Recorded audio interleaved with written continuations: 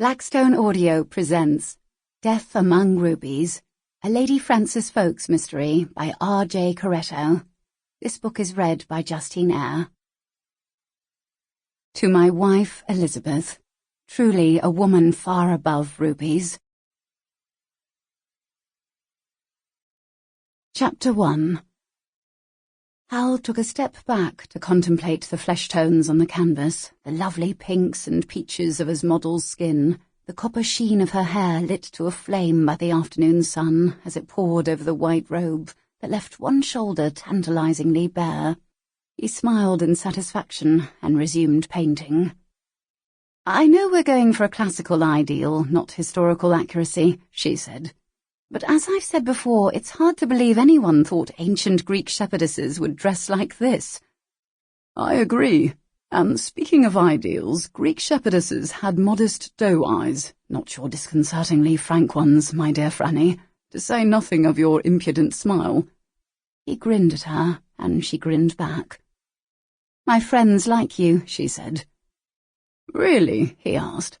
She looked at him, his pale green eyes, the slightly ruffled hair that was usually slicked back to perfection, the wrinkled shirt splattered with paint. "Yes, really," she said. "You sound surprised."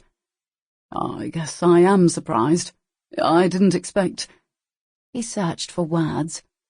"They are artists and poets and musicians.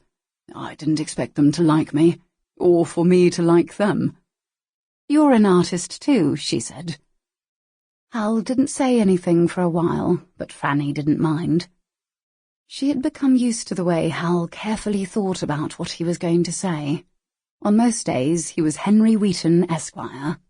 Dressed in a black coat and gold-rimmed spectacles, he managed the legal and financial lives of some of the most distinguished men in London, including Frances's brother Charles, the Marquis of Seaforth. But on days like today, when she could lure him away for a short holiday, he was an artist, and a most devoted suitor. "I'm not a real artist, Franny, although it's sweet of you to say so," he eventually said. "I'm a solicitor who dabbles, and my successes are due to a most lovely muse." "Flatterer," she said. "But as a solicitor, aren't you worried about what your fellow members of the Law Society would say if they heard you were painting Lady Frances Ffolkes, sister of a noble client, practically undressed?" She gave him a challenging look, but he didn't get upset. "Not at all, my dear. They'd slap me on the back and take turns buying me drinks." "You're a beast. All men are beasts." Sample complete. Ready to continue?